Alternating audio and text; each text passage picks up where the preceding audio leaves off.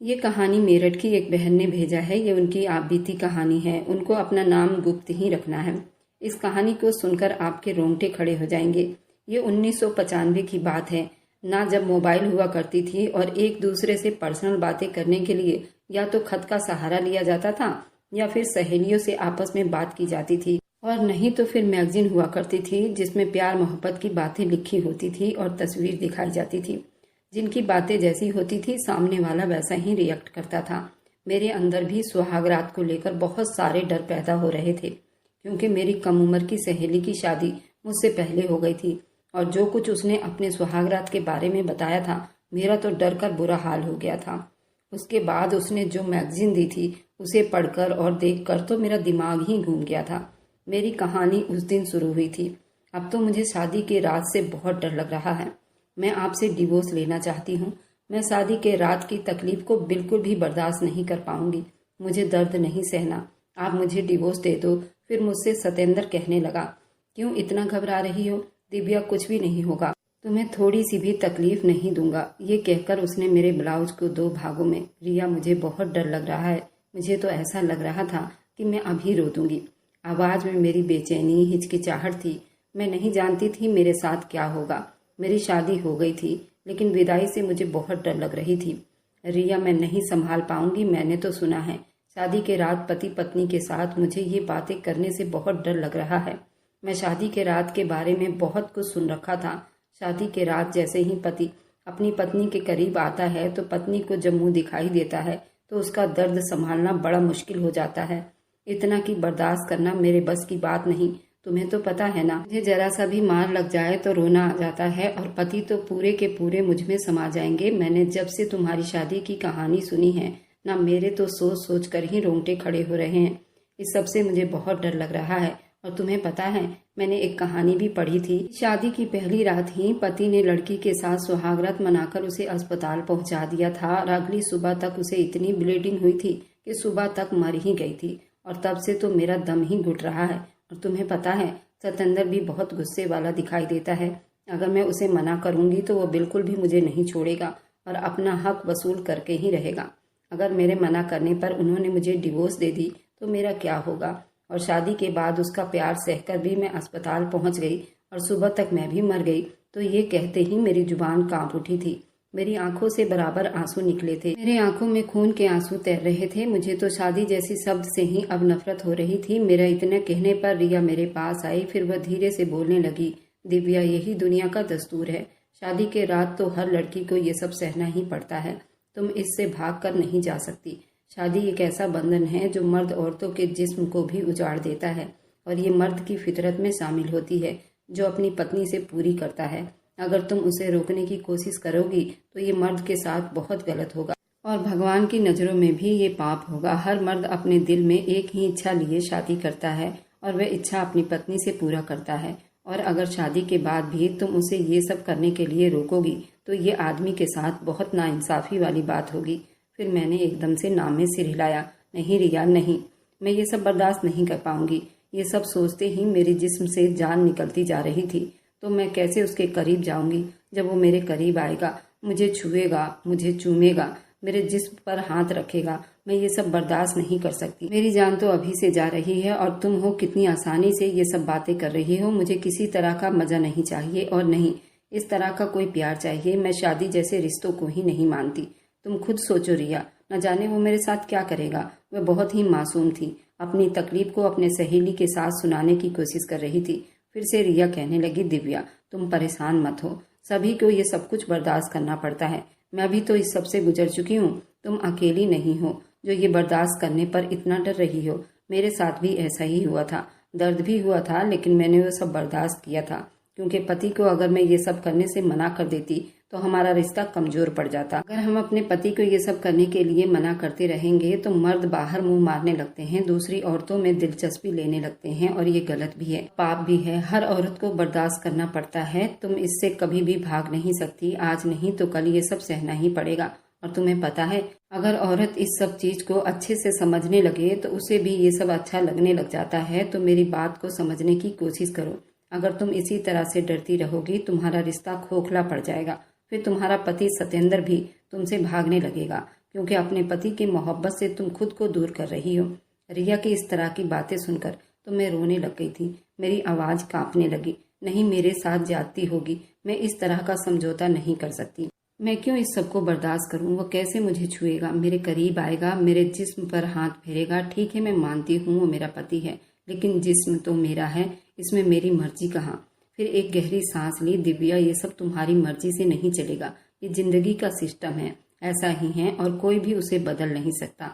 बस हम लड़कियों को थोड़ा सा झुकना पड़ता है, थोड़ा दर्द भी सहना पड़ता है, थोड़ी सी तकलीफ को बर्दाश्त भी करनी पड़ती है और फिर धीरे धीरे सब कुछ ठीक हो जाता है।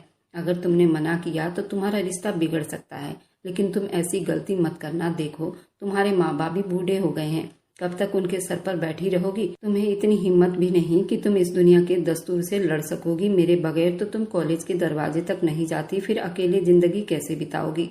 फिर भी मुझे रिया की बातें कुछ समझ नहीं आ रही थी। मुझे तो डर लग रहा था और मैंने अपने हाथों में अपना चेहरा छुपा लिया था। मैं ये बर्दाश्त नहीं कर पाऊंगी रिया, मैं टूट जाऊंगी। मेरे जिस्म से तो जान ही निकल रही है, मेरी आत्मा कांप रही है, मैं मर जाऊंगी रिया। मुझ में इतनी हिम्मत नहीं। वो जब मेरे पास आएगा, मुझे छुएगा, मैं अंदर से मर जाऊंगी सच में।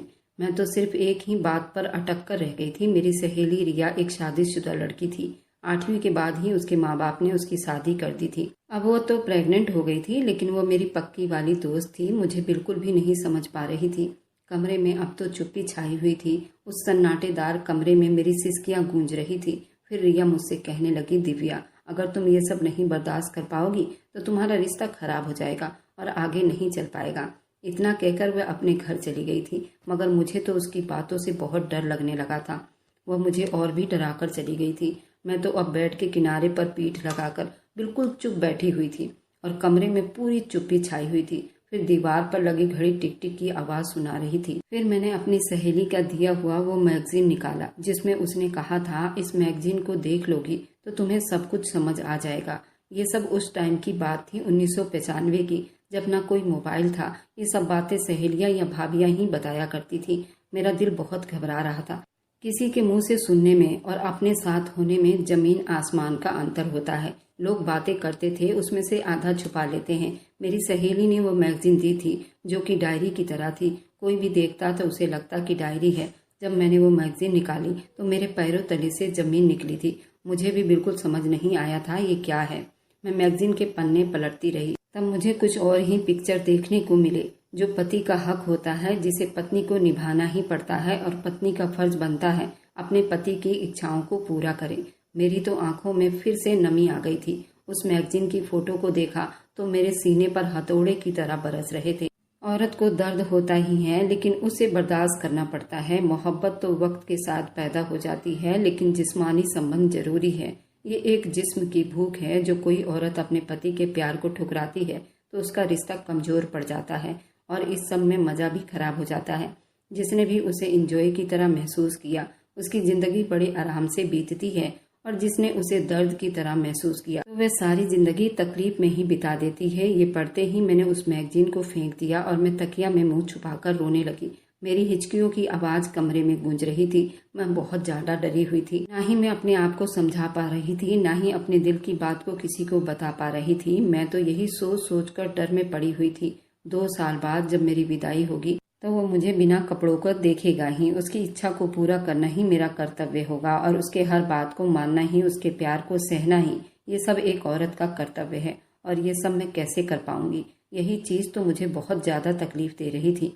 कुछ पलों के लिए तो मैं सिर्फ सर झुकाए रोती रही, जैसे दिल में एक बंद दरिया था जो अब बह निकला था। मेरी शादी को 2 साल हो चुकी थी, अब विदाई बाकी थी और मैं अपनी विदाई करवाकर अपनी जिंदगी बर्बाद नहीं करना चाहती थी। मैं विदाई नहीं लूंगी, मुझे दर्द नहीं सहना। मैं बार बार ये सब दोहरा रही थी, खुद को यकीन दिलाने की कोशिश कर रही थी कि मैं अभी भी अपने आप को बचा सकती हूँ। लेकिन सतेंद्र तो बहुत गुस्से वाला आदमी दिखाई दे रहा था। वह कैसे भला मेरी बात को मान सकता था? वह तो मुझसे बहुत प्यार करता है और मर जाएगा, लेकिन मुझे नहीं छोड़ेगा। हे भगवान, मैं क्या करूं? मैं कैसे ये सब बातें सतेंद्र से कह सकती हूँ? मैंने अपनी आंखों से आंसू साफ किए और कुछ सोचकर मैंने कांपते हाथों से अपनी वही डायरी उठाई और सतेंद्र के लिए मैंने कुछ नोट लिखा और मैंने वो नोट लिखकर उसका पन्ना फाड़कर अपने पड़ोसी के बच्चे से वह खत भिजवाया था। सतेंद्र का घर ज्यादा दूर नहीं था। सतेंद्र मेरे पड़ोसी का रिश्तेदार था।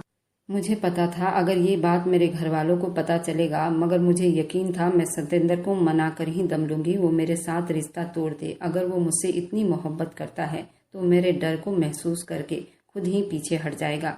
जब मैं ही उसे खुद से ठुकरा दूंगी तो वह कभी भी मुझे नहीं अपना पाएगा। लेकिन मुझे क्या खबर थी, सतेंद्र उड़ती हुई चिड़ियों के भी पर गिन लेता था। ये मैंने सुना था। भला कैसे वह अपनी मोहब्बत को अपने हाथ से जाने देगा। मैंने एक गहरी सांस ली और सतेंद्र को वह खत लिखा था। सतेंद्र, मैं आपसे मिलना चाहती हूँ। क्या मैं आपके घर आ सकती हूँ?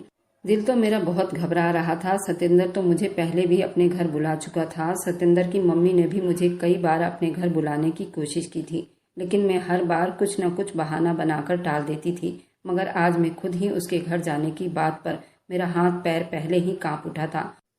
कुछ दिन के बाद खत का जवाब आ गया था। हाँ, आ जाओ, तुम्हारे लिए तो मेरे सारे घर के दरवाजे खुले हैं। कोई भी तुम्हें नहीं रोकेगा। अगर तुम कहो तो मैं खुद ही लेने आ जाऊंगा तुम्हें। उसने तो मुझे बहुत ही प्यार से जवाब दिया था। वह तो मुझसे बहुत मोहब्बत से बात कर रहा था।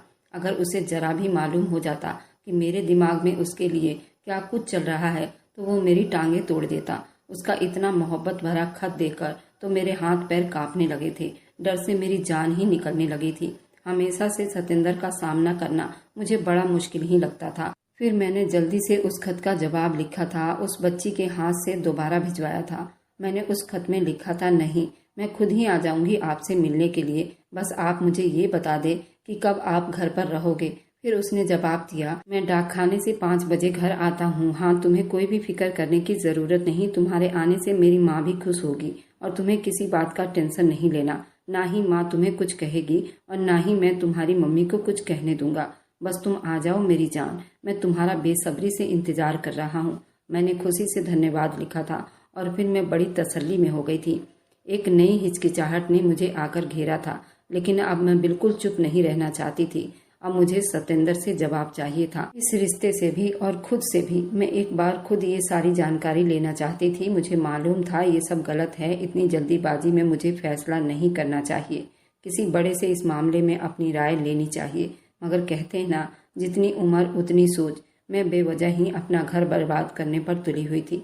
पूरी रात मैंने इसी उलझन में बिता दिया और फिर सुबह हो गई थी। लेकिन मुझे कुछ भी समझ नहीं आ रहा था कि मैं किस तरह से अपने माँ बाप से बात करूं। उन्हें कैसे बताऊं कि मैं सतेंद्र से मिलना चाहती हूँ। लेकिन किसी भी तरह से उनको बताना ही था। मैं अब यहाँ तक पहुँचकर हिम्मत हारना नहीं चाहती थी। मैंने हिम्मत की और किचन में चली गई।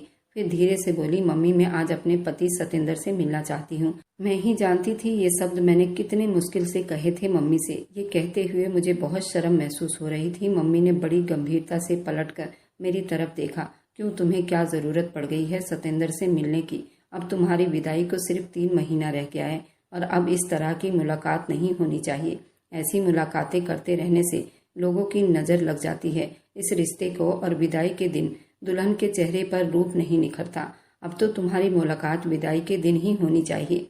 ऐसे में तुम अब बीच बीच में मिलती रहोगी तो भगवान न करे अगर तुम्हारे पति के जज्बात बहक जाए। इस मिलने जुलने के चक्कर में तुम प्रेग्नेंट हो गई तो हम किस किस रिश्तेदार को जवाब देते फिरेंगे। सारे लोग बातें बनाएंगे और सभी तुम्हें ही गलत ठहराएंगे। वह तो छुपे शब्दों में सब कुछ समझा गई थी। फिर मैं धीमी आवाज में कहने लगी, माँ, मुझे उनसे जरूरी बात करनी है। बस थोड़ा टाइम के लिए मुझे उनसे मुलाकात करने दो। उन्होंने मुझे 6 बजे का टाइम दिया है। मैं 2 घंटे बाद वापस आ जाऊंगी। मम्मी, प्लीज मुझे जाने दो। माँ परेशान हो गई थी। बेटा, तुम्हारे पापा नाराज हो जाएंगे। उन्होंने खुद ही कहा था कि अब तो विदाई के दिन नजदीक आ रहे हैं तो तुम उनके घर आना जाना नहीं कर सकती। बेटा, हम सब के परिवारों की इज्जत का सवाल है और मैं जो बात कह रही हूँ उस पर थोड़ा सा ध्यान दो। मर्द जात का कोई धर्म ईमान नहीं होता। तुम उसके लिए पवित्र हो और वे तुम्हारा पति है। अगर मन बहक गया तो सुहाग रात पर जो होना था वह अभी कर लेगा और मैं नहीं चाहती विदाई से 3 महीने पहले किसी तरह की कोई बात सुनने को मिले। अब खुले शब्दों में बोल पड़ी थी और मेरे जिद के आगे वो हमेशा मजबूर हो जाती थी। लेकिन आज मैं मजबूर नहीं होना चाहती थी। मगर उन्हें क्या मालूम कि उनकी बेटी इसी मामले को खत्म करने जा रही है।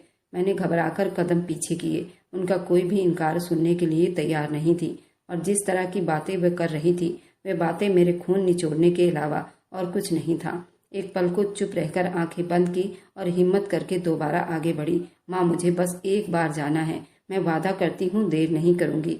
भगवान के लिए आप मेरी मम्मी हैं, मेरी बात समझने की कोशिश करें। मेरे दिल में बहुत सी उलझनें हैं, मैं खुद को लेकर बहुत परेशान हूँ। वो मेरी जिंदगी का हिस्सा बनने जा रहा है, मुझे उनसे कुछ पूछना है, कुछ सुनना है। मैं खाली दिल के साथ इस रिश्ते में नहीं जा सकती। उन्होंने मेरी तरफ देखा, मेरी आंखें नम थी, मेरे चेहरे पर बहुत परेशानी दिखाई दे रही थी। मैं थोड़ा परेशान हो गई थी। किस बात के लिए तुम्हें टेंशन हो रही है? एक दिन विदाई सारी लड़कियों की होती है, फिर उसमें परेशान होने वाली कौन सी बात है? माँ प्लीज आप कह दो ना, मुझे जाना है। भगवान के लिए मैं आपको अभी कुछ भी नहीं बता सकती, लेकिन मेरा उनसे मिलना बहुत जरूरी है। अगर आप चाहती हैं कि मैं खुश रहूं तो मुझे आज जाने दीजिए और पापा को भी संभाल लेना।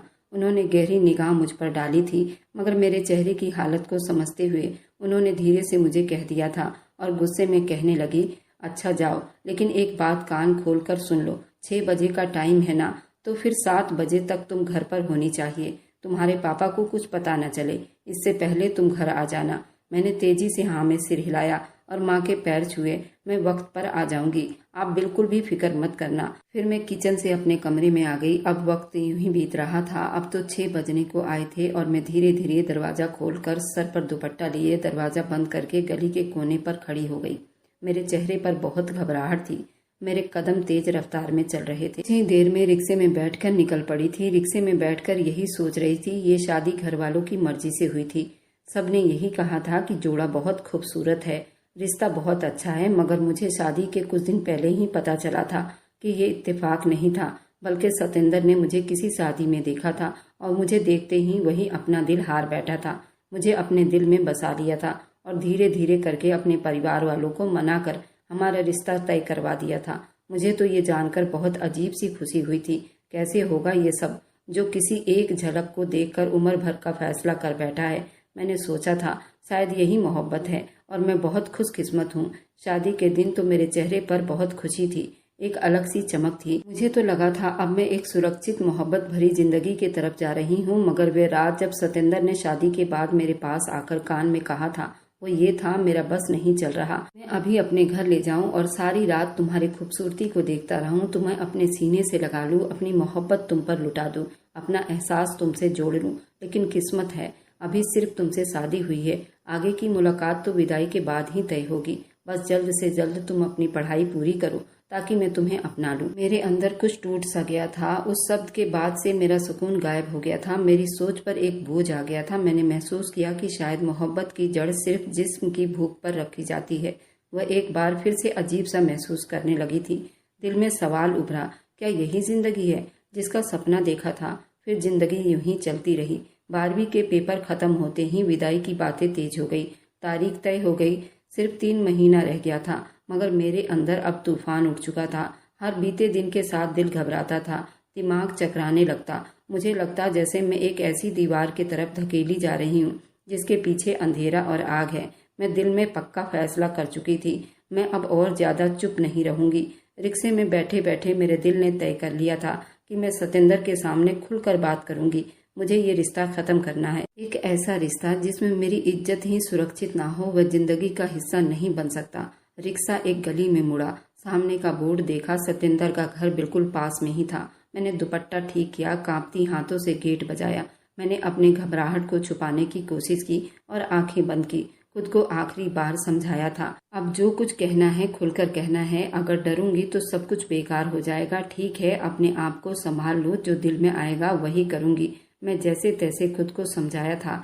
एक रास्ता तय करने के बाद मैं उसके घर तक पहुंच गई थी। दरवाजे से अंदर आते ही दाईं तरफ एक बड़ा सा आंगन था, बल्कि सब कुछ किसी महल की तरह दिखाई दे रहा था। रिक्शे से उतरकर ही कांपते कदमों के साथ आगे बढ़ी थी। मेरे दिल की धड़कनें अब बहुत तेज हो रही थी। मैं दिल में अजीब सी बेचैनी लेकर उसके घर गई थी। तभी सतेंद्र की माँ वहीं पर बैठी हुई थी। जैसे ही उन्होंने मुझे देखा तो वह मुस्कुराकर उठ खड़ी हुई। अरे दिव्या बेटा, तुम आ गई, वो मेरे पास आते आते कह रही थी। मैंने उनके पैर छुआ तो उन्होंने बड़ी प्यार से मुझे आशीर्वाद दिया। मेरे माथा चूमे मैंने उनका पैर छुआ। हे भगवान, तुम्हें नजर ना लगे, कितनी प्यारी लग रही हो। आज कैसे हमारे घर का चक्कर लगाया। मुझे तो यकीन नहीं हो रहा कि मेरी बहू मेरे घर आई है। उनका शब्द प्यार से भरा था। मैं घबराकर थोड़ा सा पीछे हुई थी और अपना सर झुका लिया था और बोली, आंटी मुझे सतेंद्र ने बुलाया था। मैं तो बात को गोल मोल घुमाकर बोल रही थी। सतेंद्र ने तो मुझे नहीं बुलाया था, मैं खुद वहां पर आई थी। लेकिन मैंने आंटी से झूठ बोल दिया कि सतेंद्र ने मुझे यहाँ बुलाया था। फिर आंटी ने मुझे सोफे की तरफ इशारा किया। बैठो बेटा, सब ठीक तो है ना? तुम्हारे मम्मी पापा कैसे हैं? मैं भी अब सोफे पर बैठ गई, मगर हाथ पैर कांप रहे थे। मेरा दिल जोर जोर से धड़क रहा था। जी सब ठीक है आंटी, वह बस मैं सतेंद्र से मिलने आई हूँ। उन्होंने कहा था 6 बजे तक तुम आ जाओ। फिर आंटी ने मुस्कुराकर कहा, हाँ वह कह रहा था कि तुम आओगी। अच्छा किया तुमने ये फैसला किया। मुलाकात का अपनी पढ़ाई को लेकर तुम्हें बात करनी होगी। तुम कर सकती हो, वो आखिर तुम्हारा पति है और अच्छा ही है। एक दूसरे की बातें समझ जाओ तो शादी तो हो चुकी है, बस तुम्हारी विदाई को 3 महीने रह गए हैं। अपने दिल की बातें एक दूसरे के साथ शेयर कर लिया करो, एक दूसरे को समझा दिया करो। मैं नजरें झुकाकर ना में सिर हिला दिया, दिल की बातें समझा करो। इस शब्द से मैं उलझन में पड़ गई थी। जिन बातों का आज मैं अंत करने जा रही थी, क्या वे दिल की बातें थी या फिर एक तूफान था जो सब कुछ बदल सकता था। फिर आंटी ने नरमी से कहा, चलो फिर जाओ, वह तुम्हारे इंतजार में है, अपने कमरे में ही है। तुम जाओ, मैं तुम्हारे लिए कुछ भिजवा देती हूँ। अब मैं धीरे से खड़ी हुई और अपने दुपट्टे को ठीक किया और हाथों की नमी को साफ किया। धन्यवाद आंटी, ये कहकर वहां से चली गई। सीढ़ियों की तरफ कदम बढ़ाते हुए मेरे पैर लड़खड़ा रहे थे। मेरे कदम के साथ मेरे दिल की धड़कन भी तेज हो रही थी। लेकिन मैंने आज फैसला कर लिया था कि मैं आज ये समस्या तय करके ही जाऊंगी। फिर मैं सतेंद्र के कमरे की तरफ पहुंच गई। मैंने एक पल रुककर गहरी सांस ली, फिर नरमी से दरवाजे पर आवाज दी। सतेंद्र की आवाज आई, आ जाओ। फिर मैंने दरवाजे को धीरे से खोला। कमरे में मैंने देखा तो वह सफेद कमीज में आधे बटन खोले हुए काफी हैंडसम लग रहा था। मुझे देखते ही सतेंद्र मुस्कुराया और जल्दी से खड़ा हो गया। आज मेरी जान को मेरी इतनी याद आ रही थी कि वो मुझसे मिलने के लिए खुद मेरे घर चली आई है। वह धीरे धीरे कदम बढ़ाता हुआ मेरे करीब आया और नरमी से वो मेरे कमर पर हाथ डालकर मुझे अपने पास खींच लिया। वरना तो कभी मेरी प्यारी धर्मपत्नी ने ऐसी कोई इच्छा नहीं की थी। तुम्हें पता है आज मैं कितना खुश था। मैं तो इतना खुश था कि उसकी कोई हद नहीं थी। मेरा दिल तो जोर जोर से धड़कने लगा। मैं बिल्कुल चुप खड़ी हो गई थी। सतेंद्र ने मेरे चेहरे को देखते हुए नरमी से कहा, तुम्हारे खातिर आज मैंने अपने डाकखाने में कई लोगों को मिठाई दे दिया। मैं आज खुशी से इतना झूम उठा हूँ। अब अच्छा बताओ, क्या बात करनी थी तुम्हें मुझसे? या फिर पहले एक काम करते हैं, थोड़ा रोमांस कर लेते हैं, उसके बाद तुम्हारी जरूरी बात भी सुन लूंगा। वो मुझे छेड़ते हुए मेरे गाल की तरफ झुकने लगा था, लेकिन मैंने जल्दी से अपना हाथ आगे करके उसे रोका था। नहीं सतेंद्र जी, पहले मेरी बात सुन लीजिए प्लीज, उसके बाद आपको जो करना है वो करें।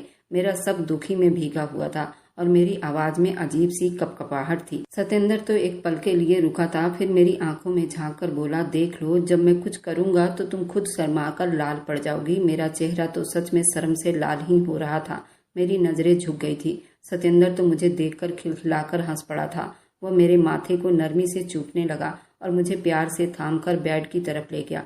मुझे बेड पर बिठाते हुए बड़ी गंभीरता से कहने लगा, चलो अब बताओ क्या बात है। मैंने सर उठाया और अपनी आंखें साफ की। अब यही वक्त था कि मैं अपने दिल की बात जुबां पर ले आती। वह एक ऐसी बात थी जो रिश्ता बदल सकती है और सब कुछ खत्म कर सकती थी। और आज मैं सब कुछ खत्म करने के इरादे से यहाँ आ गई हूँ।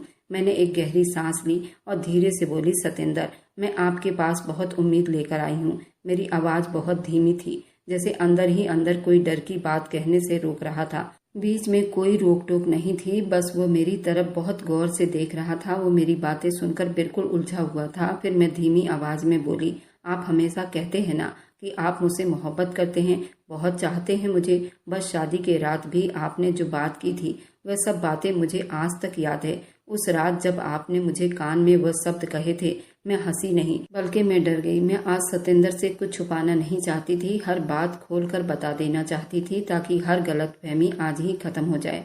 मैं अपने पलके उठाकर सतेंद्र की आंखों में झांकने लगी, मगर मुझमें हिम्मत नहीं हुई। मैं अंदर डर कर चिपकी थी। सिर्फ मेरे भगवान ही जानते थे उस वक्त मैं कितनी हिम्मत करके वहां बैठी थी, अपने दिल का हाल सुनाने बैठी थी। मैं बिल्कुल साफ शब्दों में बोली, मुझे लगता है आप मेरे जिस्म और मेरे हुस्न से प्यार करते हैं।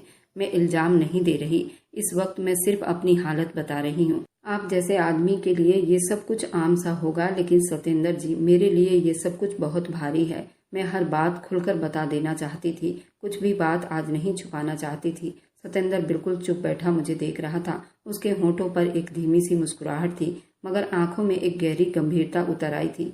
मैंने हल्का सा कांपते हुए कहा, मैं जानती हूँ मैं ये गलत बोल रही हूँ। ये सब कहने का वक्त नहीं था, शायद मौका भी नहीं। आपको दुख होगा, आपका दिल दुखेगा, लेकिन मैं मजबूर हूँ। मैं रुक गई, जैसे शब्द गले में ही फंस गए हों। फिर खुद को संभाल कर बोली, मैं आपकी मोहब्बत और आपकी चाहत बर्दाश्त नहीं कर सकती। मैं बहुत डर गई हूँ सत्येंद्र जी, मुझे आपसे डिवोर्स चाहिए। दिल जोर जोर से धड़क रहा था, ऐसा लगता था जैसे अभी हलक से बाहर आ जाएगा। मेरी आवाज़ भारी हो गई, मगर आंखों में आंसू नहीं था। मुझे अब इस रिश्ते को आगे नहीं बढ़ाना। मुझे सुहाग रात जैसे शब्दों से डर लगता है। आपकी चाहत मेरा डर बनकर रह गई है। मैं बहुत मजबूर हूँ, अपने दिल का हाल बता रही हूँ। अगर कुछ भी बुरा लगे तो मैं माफ़ी चाहती हूँ। सत्येंद्र जरा भी नहीं बोला, न चेहरे पर कोई हैरानी न गुस्सा, सिर्फ चुप से मुझे निहारता रहा, जैसे हर शब्द अपने अंदर समा रहा हो। मैं आखिर बात कहने के लिए पलकें बंद की, फिर धीरे से कहा, मैं आपके साथ नहीं रहना चाहती, मुझे डिवोर्स चाहिए। ये शब्द जितने परेशानी के साथ कहा था मैं ही जानती थी।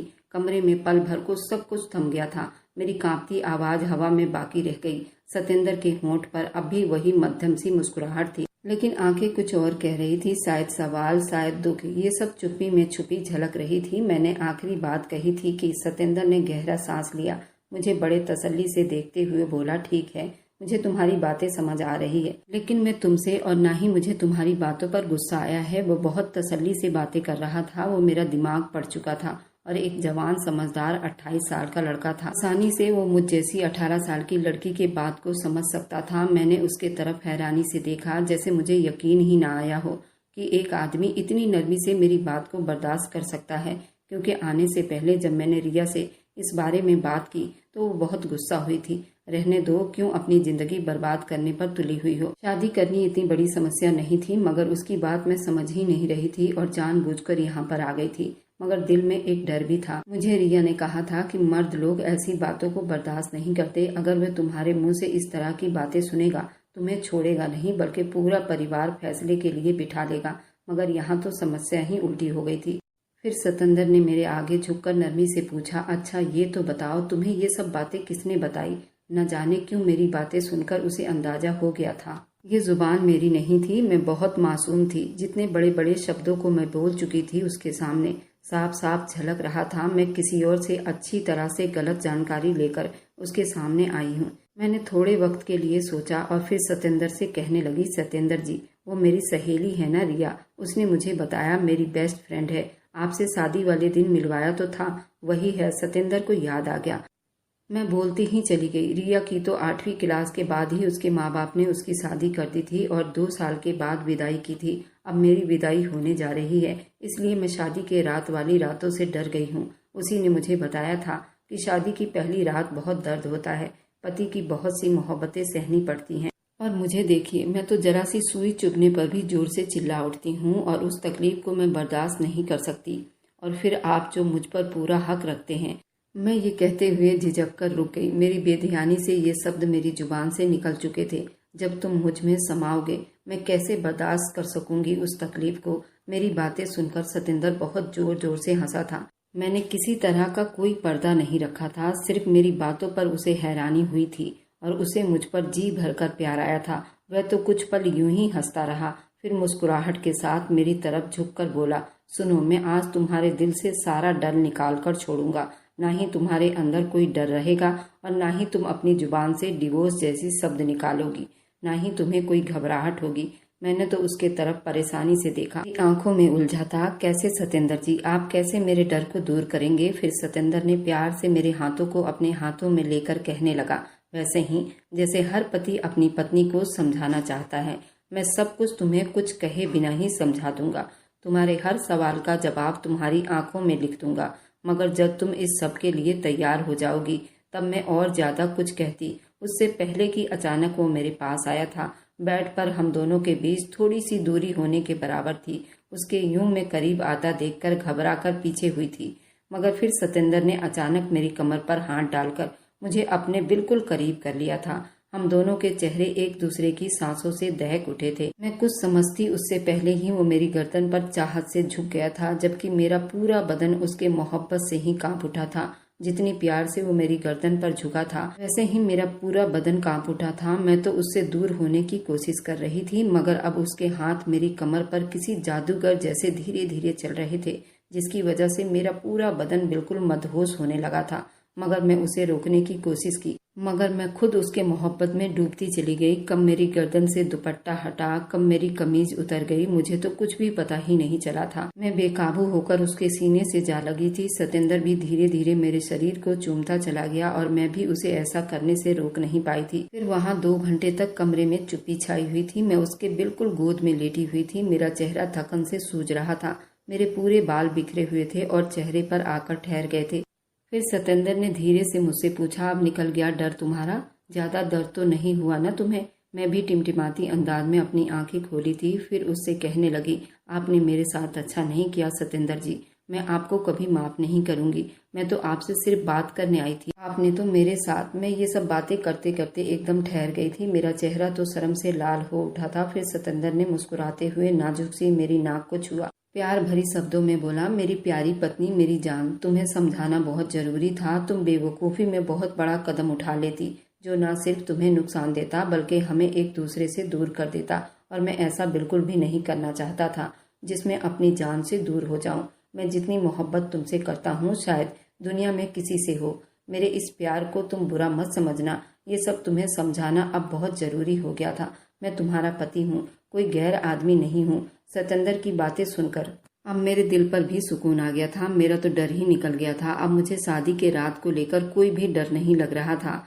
अब मुझे अच्छी तरह से समझ आ गई थी कि शादी के रात इतनी डरावनी नहीं होती जितनी कि मैं सोच सोच कर डर रही थी। सतेंद्र जी, सच में आपने मुझे सब कुछ समझा दिया। अब मुझे इस रिश्ते को लेकर कोई ऐतराज नहीं, लेकिन अब मुझे माँ को लेकर बहुत डर लग रहा है। विदाई से पहले हमारे बीच ये सब हो गया। अब मैं माँ से क्या कहूँगी? तो सतेंद्र कहने लगे, इसमें डरने वाली कौन सी बात है? मैं तुम्हारा पति हूँ, क्यों तुम इतना डर रही हो? मैं तुम पर पूरा हक रखता हूँ, उसमें डरने वाली क्या बात है? तुम फिक्र मत करो, मैं इसी हफ्ते तुमको विदा करवा कर ले आऊंगा और फिर पूरे हफ्ते में तुम पर अपना जान लुटाऊंगा। ये सुना था कि मेरे गाल शर्म से लाल पड़ गए थे और फिर सतेंद्र मुझे खुद मेरे घर छोड़ने के लिए आए थे और फिर घर आकर माँ से कहने लगे, मैं अगले हफ्ते ही दिव्या को विदा करवा कर ले जाना चाहता हूँ, अगर आपकी परमिशन हो तो। माँ कहने लगी, बेटा आपकी मर्जी नहीं चलेगी इसमें, बड़ों की राय जरूरी है। अब बड़े मिलकर तय कर चुके हैं कि 3 महीने बाद तुम्हारी पत्नी तुम्हारे साथ विदा होकर जाएगी, तो आप इस मुहूर्त को बदल नहीं सकते। आप अब घर जाइए। ये सुना था कि मेरे पैरों तले से जमीन निकली थी। माँ ने तो बिल्कुल साफ मना कर दिया था और जो कुछ मेरे साथ हो गया था मैं उसे माँ से कैसे बताती, क्योंकि इसमें तो मेरी ही गलती थी। आखिर दोनों परिवारों ने मिलकर अपनी ही बातों को माना, लेकिन मेरे साथ एक बहुत बड़ी दुर्घटना हो चुकी थी। मैं उस दिन की मुलाकात से प्रेग्नेंट हो गई थी। मेरी डेट भी नहीं आ रही थी, पर मैं ये बात अपनी माँ को भी नहीं बता सकती थी और दोबारा मैं सतेंद्र से भी नहीं मिल पाई थी। लेकिन मैंने सतेंद्र को एक खत लिखा था, उसमें सब कुछ बता दिया था। सतेंद्र ने भी मेरे खत का जवाब दिया था और कहा, कोई बात नहीं, तुम इस बात को राज ही रखना, नहीं तो घर वालों को पता चलेगा तो दोनों परिवारों की बहुत बदनामी होगी। विदाई से पहले मैं प्रेग्नेंट हो गई हूँ। मैंने इस बात को किसी को नहीं बताया और उस दिन का बेसब्री से इंतजार करती रही, लेकिन जो किस्मत में लिखा होता है उसे तो इंसान टाल ही नहीं सकता। मेरे विदाई वाले दिन सतेंद्र को अचानक अटैक पड़ गया था और वह मौके पर ही दम तोड़ गया था। ये खबर मेरे लिए किसी कयामत से कम नहीं थी। मैंने जो कुछ कर लिया था सतेंद्र के साथ, मैं वो किसी को बता भी नहीं सकती थी और कोई मेरी बात पर विश्वास भी नहीं करता। ऐसे ही जब कई दिन बीत गए और मेरा पेट बाहर को आने लगा, सबके पैरों तले से जमीन निकली थी। माँ तो मुझे देखकर ही परेशान हो गई थी। ये कब हुआ? मैंने माँ को सब कुछ सच सच बता दिया। माँ ने जब उनके घर ये खबर भिजवाई तो वे लोग इस बात को मानने के लिए तैयार ही नहीं हुए। उन्होंने कहा कि नहीं, ये मेरे बेटे का खून नहीं हो सकता। अभी तो हमने उस लड़की की विदाई नहीं करवाई, तो ये बच्चा हमारा कैसे हो सकता है। उन्होंने इस बच्चे को अपनाने से मना कर दिया और मैं विधवा हो गई थी। एक बच्चे की माँ भी थी। माँ बाप ने तो मुझे माफ कर दिया था, लेकिन मैं अपने आप को कभी माफ न कर पाई थी। उन्होंने कहा कि हम तुम्हारी दूसरी शादी कर देते हैं, ये बच्चा हम रख लेंगे। मैं अब दूसरी शादी नहीं करना चाहती थी। मैं इसी बच्चे को पढ़ाना लिखाना चाहती थी। मैंने भी कुछ साल के बाद अपने लिए जॉब ढूंढ लिया था। पूरे खानदान में हमारी थू-थू हो गई थी। मैं तो इन सब की परवाह ही नहीं करती थी, पर माँ बाप पर इन सब का बहुत असर पड़ा था। वे रोज मेरे बारे में सोचकर अपने शरीर को कमजोर कर रहे थे, लेकिन मैंने भी दुनिया की बातों को पीछे छोड़कर जीना सीख लिया था और मैं उस बच्चे के साथ जी रही थी। अब मैं आप लोगों से पूछना चाहती हूँ, क्या मुझे दूसरी शादी कर लेनी चाहिए या नहीं? मेरा बेटा भी काफी बड़ा हो गया है और मेरी वीडियो आप लोग जहाँ कहीं से भी देखते हैं, कमेंट में अपने शहर और राज्य का नाम जरूर बताइए। मुझे आप लोगों के कमेंट पढ़ने में बहुत आनंद आता है। उन सभी का मैं बहुत बहुत धन्यवाद करना चाहती हूँ जो लोग मेरी वीडियो को देखते हैं, लाइक करते हैं और शेयर करते हैं। अगर आपको आज की कहानी पसंद आई है तो वीडियो को जरूर लाइक कीजिएगा और अपने दोस्तों के साथ शेयर भी कीजिएगा। और हाँ, अगर आपने अभी तक हमारे चैनल को सब्सक्राइब नहीं किया है तो जरूर सब्सक्राइब कर लें।